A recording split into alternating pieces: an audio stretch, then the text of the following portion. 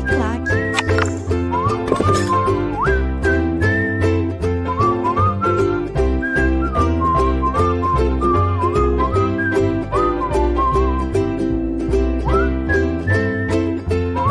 E aí, pessoal, tudo bem com vocês? RR na área, nossa aula de número 7. Como estamos avançando, né? Bastante, está chegando nossa prova. Vamos aprender mais e mais. Ainda na teoria geral dos recursos, vamos fechar a teoria geral dos recursos, esse bloco, fica tranquilo, e já vamos avançar aí para os recursos em espécie. Muito bem, ainda e fechando os pressupostos extrínsecos, vamos falar agora sobre a regularidade de representação. Ela é interessante por quê? Porque nos faz recordarmos lá daquela regrinha do princípio do postulante, que na justiça do trabalho, as partes, empregado e empregador, podem postular sem advogado, ok? Mas tem que lembrar o seguinte, que esse ius postulante, ele é limitado à vara do trabalho e ao Tribunal Regional do Trabalho por força da súmula 425 do TST e não alcança ação rescisória, ação cautelar, mandado de segurança e os recursos de competência do TST. Então atente-se bem também a esse ponto aí que ele é bem importante, bem interessante. Agora, olha aqui essa orientação jurisprudencial que ela fala sobre o agravo de instrumento. Eu vou te ensinar, vai chegar a aula sobre o recurso em espécie, vamos conversar, é claro, do agravo de instrumento. Mas só para iniciar, se você interpuser o agravo de instrumento, e se eu não estiver diante do PJE, eu tenho que fazer a formação do agravo, como se fosse tirar cópia de todos os documentos importantes, petição inicial, procurações, que me interessa falar agora, contestação, sentença, e juntar, fazer um outro processinho, como se fosse isso, que é para você seguir com o seu agravo de instrumento, é a formação do agravo de instrumento. Então tem uma OJ aqui bem interessante que relaciona-se ao seguinte: se o advogado estiver com mandato expresso, estiver lá a procuração direitinho, mas tiver algum problema, alguma coisa torna-se ela ineficaz, o que for, mas se ele juntar a ata da audiência que contém o nome dele, isso pode ser suprimido, substituído. Porque se o advogado juntou a ata da audiência, que tem o nome OAB dele, isso é um mandato tácito. E advogado, investido em mandato tácito, pode atuar, pode recorrer, fazer tudo tranquilamente. Então, olha que interessante aqui essa OJ, que é a OJ 286 da SDI 1 do TST. Repito, ela é do agravo de instrumento, mas ela fala exatamente aqui da formação do agravo e fala da procuração, da regularidade de procuração, de representação. Item 1 da OJ 286. A juntada da ata da audiência, em que consignada a presença do advogado, desde que não estivesse atuando com mandato expresso, torna dispensável, aí está, torna dispensável a procuração porque demonstra a existência de mandato tácito. E aí o item 2 completa o TST do mandato tácito, dizendo que configurando a existência de mandato tácito, fica suprida a irregularidade detectada no mandato expresso. Então presta atenção. Vamos lá. Bem devagar. Se eu estou diante do mandato tácito, lembra, advogado comparece à audiência sem procuração. Advogado investido de mandato tácito tem poderes para foro em geral. Então, se eu tenho mandato tácito, se eu sou um advogado investido de mandato tácito, eu junto a ata. Eu não vou juntar a procuração porque não tem instrumento de mandato, basta a simples ata. Aí aqui é interessante um detalhe, mas imagina que você tenha o mandato expresso nos autos, ok, mas tem alguma irregularidade, qualquer uma, não importa. E se ela não foi suprimida por você, você poderia juntar uma audiência que tem lá o nome e o OAB desse advogado, né, ato da audiência. Então, isso supriria qualquer vício, porque eu estaria diante de um advogado investido de mandato tácito. É o que fala o item 2. Olha aqui, ó. Configurada a existência do mandato tácito, que é a juntada da ata, fica suprida a irregularidade detectada no mandato expresso. Então, se o mandato expresso teve alguma irregularidade, ela vai ficar suprida com o mandato tácito. Juntou lá a sua simples procuração. Tranquilo? Procuração, sua simples ata com o nome do advogado.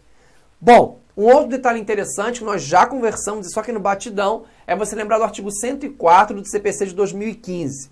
O artigo 104 do CPC de 2015 diz o seguinte, que para evitar preclusão, prescrição e decadência, ou praticar um ato reputado urgente, o advogado pode praticar esses atos sem a procuração. E depois ele vai anexar no prazo fixado no CPC, 15 dias, podendo ser prorrogado por até outros 15, por despacho do juiz, mas isso é aplicado no processo de trabalho sim, mas tem uma ressalva aqui em relação ao prazo. A súmula 383 do TST diz o seguinte, interpor o recurso Para evitar a preclusão, que seria a perda do prazo, é possível sem o instrumento de mandato, sem a procuração sim. Só que o advogado vai ter que juntar o instrumento, vai ter que depois suprir essa falta no prazo de 5 dias, podendo até ser prorrogado por até outros 15 por despacho do juiz. Senão, o ato vai ser um ato ineficaz, se ele não juntar depois, posteriormente, a procuração. É a súmula 383, nós já vimos ela, mas vale muito a pena reforçar. Súmula 383, item 1.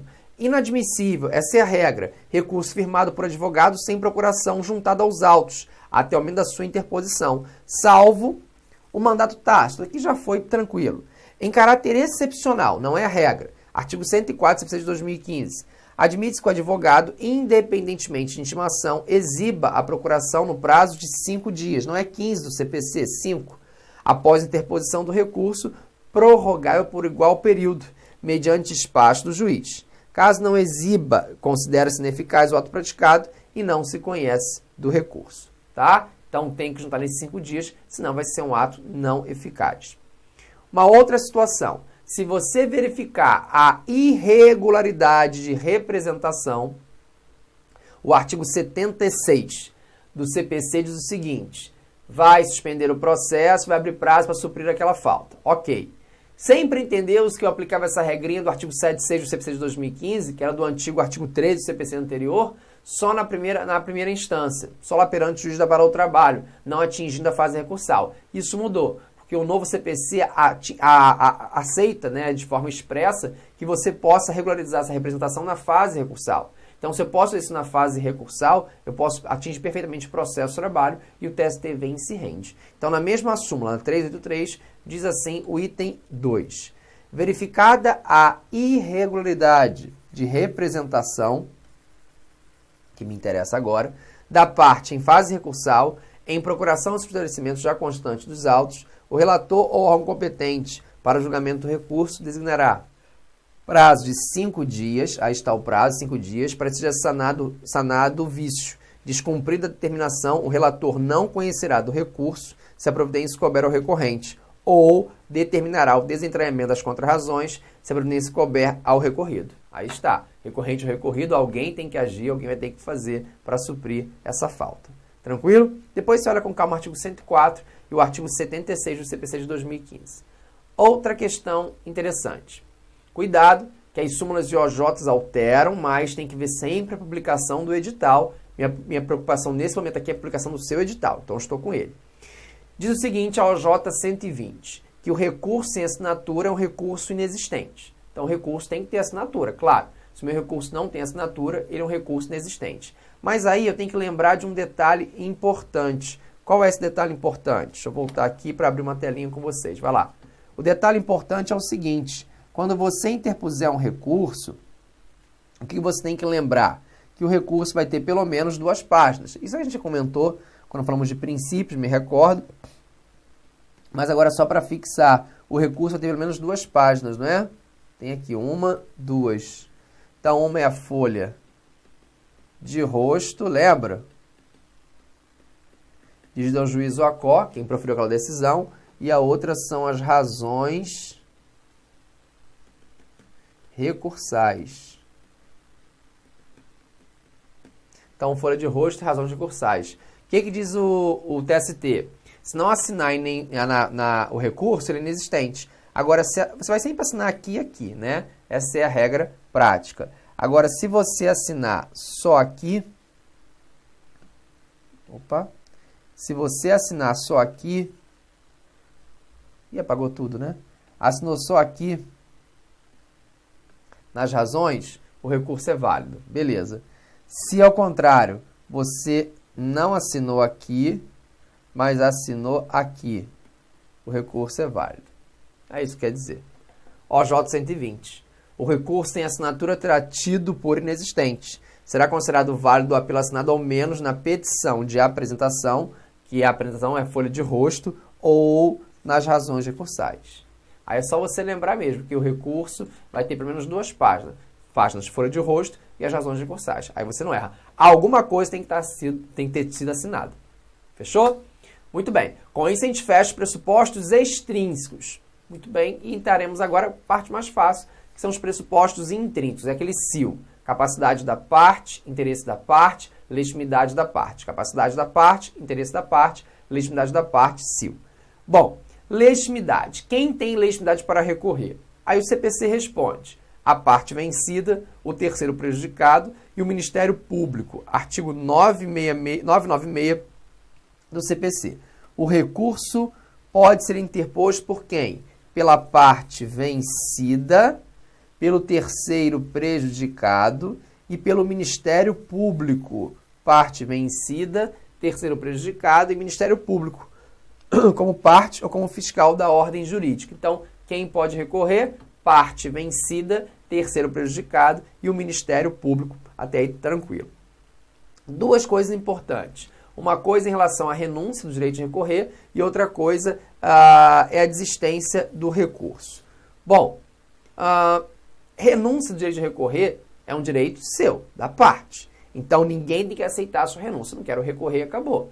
Agora, se você também já tiver interposto o recurso e quiser desistir do recurso, também não será necessária a aceitação de ninguém, da outra parte. Primeira em relação à renúncia, é o artigo 999 do CPC de 2015, que diz que a renúncia ao direito de recorrer independe da aceitação da outra parte, e o artigo 998, o recorrente poderá a qualquer tempo, sem anuência do recorrido ou dos litisconsortes, desistir do recurso. Então, renúncia e desistência é possível, não tem que ter aí concordância de ninguém. Fechado? Muito bem. Em relação à capacidade da parte, a capacidade de quê? Capacidade, no momento da interposição do recurso, você está nas suas plenas funções vitais, não se lê da cuca, né? Então tem que ser capaz para recorrer. E quando se fala em interesse? Interesse de quem? Interesse da parte que sucumbiu.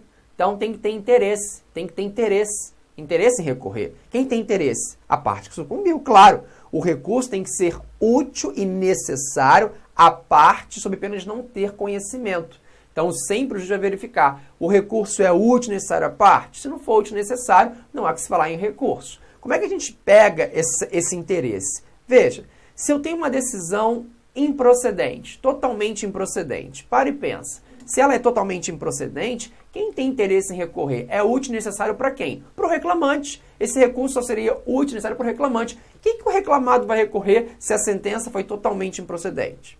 Muito bem. Da mesma forma, se eu tenho uma sentença totalmente improcedente, que é o reclamante, desculpa. Se eu tenho uma sentença totalmente procedente, o reclamante ganhou tudo. Se a sentença é totalmente procedente, só quem tem interesse em recorrer é o reclamado. Reclamante vai reclamar de quê? Se ele já ganhou tudo. Então, não teria porquê. Da mesma forma, se eu tiver uma sentença parcialmente procedente, queria 1.000, ganhei 500, quem tem interesse em recorrer? Ambos, tanto o reclamante quanto o reclamado. Eles têm interesse, ambos têm interesse e o recurso é útil para os dois, já que a decisão ela é parcialmente procedente. Ok, pessoal? Tranquilo? Beleza? Muito bem. Vamos então seguir, coloca no seu caderninho aí, ou segue na sua apostila, poderes do relator. Nós sabemos, e essa é uma regra, que a decisão proferida pelos tribunais, ela é chamada de acórdão.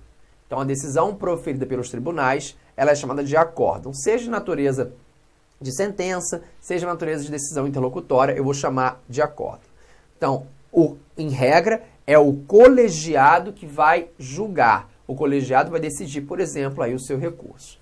Bom, no entanto, o legislador, em decorrência do princípio da celeridade, da economia processual, ele atribuiu poderes ao relator, permitindo que, em algumas situações, o relator julgasse monocraticamente um recurso. Quando eu falar em relator, você tem que saber quem pode ser esse relator. Quais são os órgãos que compõem a Justiça do Trabalho? É o juiz do trabalho, o TRT e o TST. No TRT, quem está? Um juiz de tribunal. Esse juiz de tribunal é chamado de desembargador na nossa prática. Então, por exemplo, o meu recurso ordinário, ele é julgado por quem? Por uma turma do TRT, do Tribunal Regional do Trabalho. Nessa turma do TRT, um será o relator. Então, esse será o desembargador relator.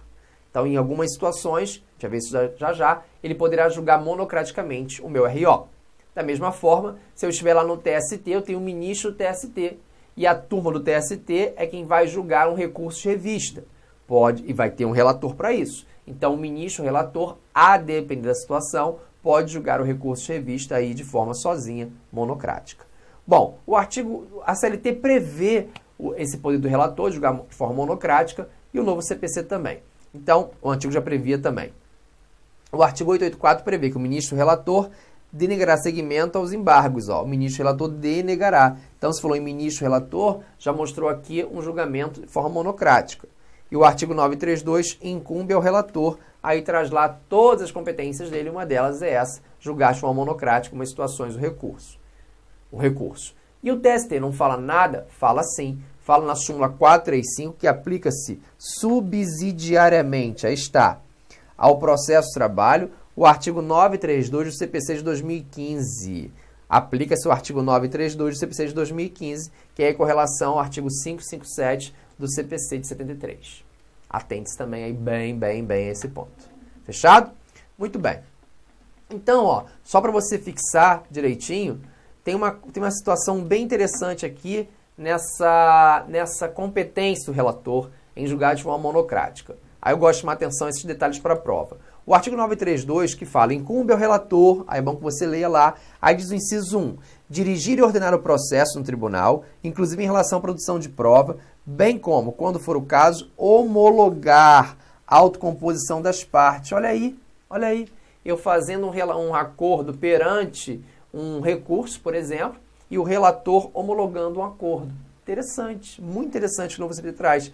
Quem vai homologar o acordo perante o tribunal hoje é o próprio relator. Então, dando muitos poderes, dando uma posição de forma monocrática para o relator, e isso objetivando o quê? Dar celeridade processual, economia processual. Essa é a grande base e é o que se consegue mesmo, com certeza. Bom, aí o parágrafo único vem e diz assim, antes de considerar inadmissível o recurso, o relator concederá prazo de 5 dias ao recorrente para ser sanado o vício ou complementada a documentação exigível. Então, antes do relator considerar inadmissível o recurso, ele daria prazo. Isso aí, eu vou aplicar o processo de trabalho, diz o artigo 10 da Instrução Normativa 39, o seguinte, aplica-se ao processo de trabalho as normas do parágrafo único do artigo 932 do CPC. Esse é o artigo, deixa eu colocar para você, 932, é ele mesmo, 932 do CPC, parágrafo 1º, 2º, 4º, do artigo 938, parágrafo 2º. Então, eu vou aplicar o processo de trabalho. Então, se o relator considerar inadmissível o recurso, ele vai conceder prazo de 5 dias ao recorrente para que seja sanado o vício, do recurso ou a documentação exigida. Mais uma regra interessante do novo CPC que eu trago ao processo de trabalho sem nenhum problema.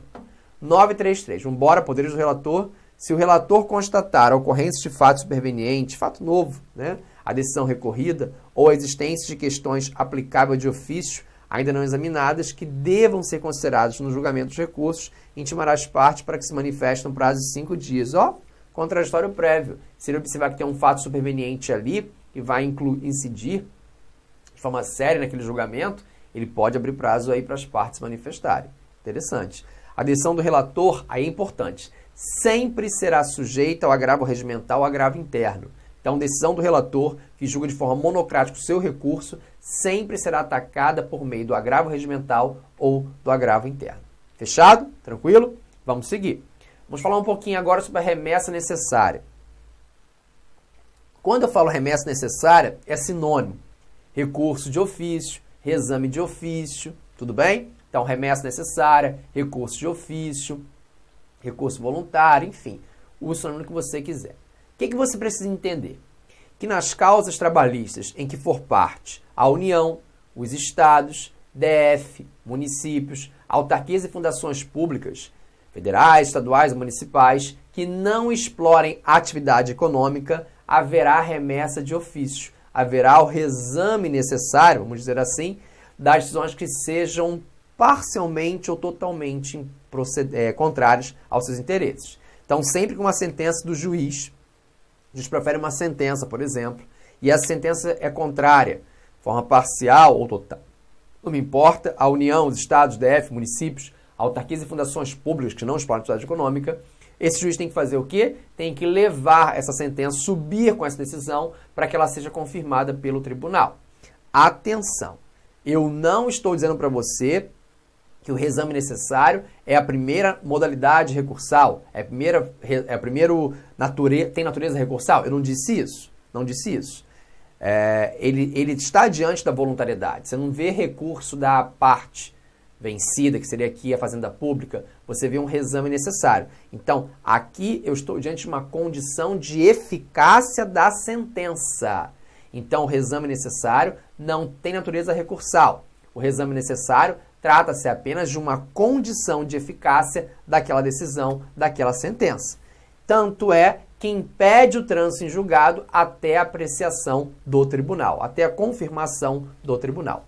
Então, veja, se a União foi condenada a pagar X reais numa reclamação trabalhista, ok. Pode a União recorrer? Claro, eu não estou afastando o recurso voluntário, claro que a União pode recorrer, mas se a União não recorrer, o juiz da Vara do Trabalho vai mandar que aquela sentença, aquele processo, suba para que o tribunal confirme aquela sentença. Então, esse é o reexame necessário, esse é o recurso de ofício. Isso, repito, é uma condição de apenas uma condição de eficácia daquela sentença. Enquanto não for feito o reexame, não há que se falar em trânsito em julgado. Súmula 423 do STF. Não transita em julgado, não transita em julgado, sentença que haver omitido recurso ex officio que se considera interposto ex lege. Então, tem que ter o reexame necessário, tem que ter o recurso de ofício. Tem que ter. Então, se não tiver, não há que se falar aí em trânsito em julgado. Muito bem. Se não há que se falar em trânsito em julgado, então não posso nem pensar em interpor uma ação rescisória? Claro que não. Porque para ação rescisória você tem que ter o trânsito em julgado. Se não teve o reexame necessário, não teve o recurso de ofício ainda, não teve nenhum trânsito em julgado. Então não há que se falar em desconstituição daquela sentença mediante ação rescisória. Isso está na OJ 21 da SDI 2. É incabível a ação rescisória para desconstituição de sentença não transitada em julgado, porque ainda não submetida ao necessário duplo grau de jurisdição, na forma do Decreto-Lei 779 de 69.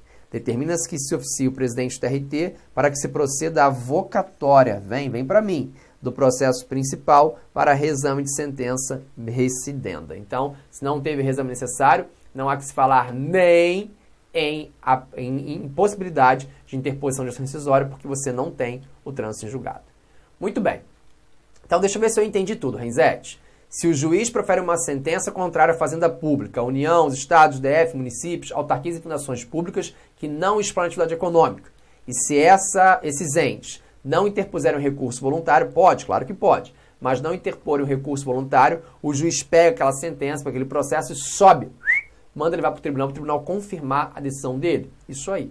Mas será que tem alguma exceção? Tem, e é novidade. Com o novo CPC é novidade. Eu não vou nem comentar com você como é que era antigamente, porque já era, acabou. Quero que você esqueça o passado. Com o novo CPC nós temos que esquecer muitas coisas no processo de trabalho. Isso faz parte. Então já deletei a regrinha, o macetinho, porque não adianta mais em nada. A súmula 303 do TST, e pode vir na sua prova, porque é novidade, ela traz as hipóteses em que a União, os Estados, DF, municípios, autarquias e fundações públicas que não exploram a atividade econômica são condenadas, ou seja, tem decisão contrária a elas, mas não cabe o reexame necessário. Ou seja, só caberá o recurso voluntário. Súmula 303, no item 1, diz assim: em dissídio individual está sujeita ao reexame necessário, mesmo na vigência da Constituição Federal de 88, decisão contrária à Fazenda Pública, salvo exceção, quando a condenação não ultrapassar o valor correspondente a 1.000 salários mínimos. 1.000 salários mínimos para a União, respectivas autarquias e fundações de direito público. Então, para a União, vai marcando quem é quem aqui. Para a União, olha o limite aí, ó, que não cabe o reexame necessário, quando a condenação corresponde a não ultrapassar, a 1.000 salários mínimos para a União e respectivas autarquias e fundações públicas. 500 salários mínimos para os estados, DF, e respectivas autarquias e fundações públicas de direito público e municípios que constituem capitais de estado, Rio de Janeiro, São Paulo, né? Então, e 100 salários mínimos para todos os demais municípios. Então, preste atenção aqui. O reexame necessário cabe sempre que tiver uma decisão contrária à Fazenda Pública. Beleza. Salvo, não ultrapassar para a União 1.000 salários mínimos para a União e respectivas autarquias e fundações públicas. 500 salários mínimos, não ultrapassar, não ultrapassar. 500 salários mínimos para os estados, DF, respectivas autarquias e fundações públicas e municípios que constituem capitais dos estados. Beleza. 100 salários mínimos de limitação para todos os demais municípios. Atente-se bem aqui. Fechado? Tranquilo? Opa, volta para mim, por gentileza. Aí aqui não cabe. Nessas situações não cabe. Mas tem o inciso 2 da mesma súmula. Também não há que se falar em duplo grau de jurisdição obrigatório. Quando? Vamos lá. Quando? Também não se sujeita duplo grau de jurisdição a decisão fundada em súmula ou OJ do TST. Ok, aí não cabe. B. Acórdão proferido pelo STF ou pelo TST em julgamento de recurso repetitivo. C. Entendimento firmado em incidente de resolução de demandas repetitivas ou de assunção de competência. D. Entendimento coincidente com orientação vinculante firmada no âmbito administrativo do próprio ente público, consolidada em manifestação, parecer ou súmula administrativa. É bom dar uma decoradinha nisso daqui. Nessas situações aqui, não há que se falar em reexame necessário. Súmula 303 do TST, pessoal. Cuidado. Mais um detalhe nessa súmula também. Mais. Vai tomando nota aí. Quando também há que se falar em reexame necessário. Já vimos quando não cabe. Agora, quando que volta a caber também o reexame necessário? Também se aplica o reexame necessário na ação rescisória do mandado de segurança. Então, em ação rescisória do mandado de segurança, também se aplica o reexame necessário. Súmula 303, item 3, do TST. Em ação rescisória, a decisão proferida pelo Tribunal Regional do Trabalho, TRT, está sujeita ao duplo grau de jurisdição obrigatório, quando desfavorável ao ente público, exceto nas hipóteses anteriores. Então na ação rescisória eu também tiro aquelas exceções dos salários mínimos que a gente aprendeu aqui para a União, para os estados, para os municípios. Isso também se aplica. Volte por gentileza. Aí o item 4 fala: em mandado de segurança, somente cabe reexame necessário se na relação processual figurar pessoa jurídica, é claro, de direito público, como parte prejudicada pela concessão da ordem. Tal situação não ocorre na hipótese de figurar como feito, como impetrante terceiro interessado, pessoa de direito privado, ressalvada a hipótese de natureza de matéria administrativa. Então, cabe reexame necessário em mandado de segurança, rescisória, e na ação rescisória, respeitando lá aquela limitação que nós já vimos. Fechado? Vou te apresentar uma situação aqui que pode aparecer. Qual seria essa situação? Acompanha comigo aqui. Imagine que nós tenhamos uma decisão contrária à fazenda pública. Então, na minha mão, uma decisão contrária à fazenda pública. Não teve recurso voluntário. Teve recurso voluntário. Foi a União, um estado que foi lá e recorreu. Beleza. O TRT mantém essa sentença. Se o TRT manteve a sentença, a fazenda pode perfeitamente interpor recurso de revista. Ok, até aqui fácil. Segunda situação. Decisão contrária à fazenda pública. Show. Não houve interposição de recurso voluntário. A União, o Estado, o município não recorreu de forma voluntária, por exemplo. O TRT mantém a sentença. Se o TRT mantém a sentença, a fazenda não pode interpor recurso de revista. Entendeu? Decisão contrária, não teve o recurso voluntário, não teve. O TRT vai lá e mantém a sentença. Se o TRT mantém a sentença, como não teve o RO voluntário, por exemplo, não pode a fazenda interpor o recurso de revista. Papou mosca. Mais uma situação, porque não acabou. Decisão contrária à fazenda pública. Beleza. Não há interposição do recurso voluntário. Ok, não há? Não há. Mas o TRT agora agrava a decisão. Não deveria, mas fez. Agravou a decisão. Se agravou nesse caso, cabe recurso de revista para o TST. OJ 334 da SDI 1 do TST. Incabível recurso de revista de ente público que não interpôs recurso ordinário voluntário. A decisão de primeira instância, ressalvada a hipótese de ter sido agravada na segunda instância, a condenação imposta. Então, o grande filão aqui é ser agravada. Só vou falar de interposição de recurso de revista se houve interposição do recurso voluntário ou não houve interposição do recurso voluntário, mas o TRT agravou a situação. É diferente. O TRT aqui agravou a situação. Se o TRT não agravar a situação, não cabe a interposição do recurso. Não há interposição, do recurso de revista, né, que na sequência, na linha reta. Fechado? Bom, reexame necessário. No reexame necessário é defesa ao tribunal aplicar a piora, agravar a sua situação. Então, aplica seu reexame necessário também o princípio da vedação a reformatio impejus. Repetindo, aqui no reexame necessário também se aplica o princípio da reformatio impejus. Súmula 45 do STJ. No reexame necessário, a defesa do tribunal é agravar a condenação em imposto fazenda pública, não pode agravar. Outra situação é a súmula 253. O artigo 5.7 do CPC, hoje não é mais, né, modificou, 934, autoriza ao relator a decidir o recurso, alcança o reexame necessário. Que autoriza o relator a decidir o recurso, alcança ou não o reexame necessário. Vamos ler assim. Então, na verdade, o reexame necessário pode ser feito também pelo próprio relator. A ideia é essa. Fechado? Sabe qual é o papo do próximo bloco? Olha aí, já adianta o seu caderno. Chegou recurso sem espécie, então vencemos a teoria geral dos recursos e já te espero para o nosso próximo bloco. Vai lá tomar, comer alguma coisa. 7.2, a gente iniciar a falar dos recursos sem espécies aqui no processo de trabalho. Vou ficar aqui paradinho esperando e volto já. Tchau! Clique like.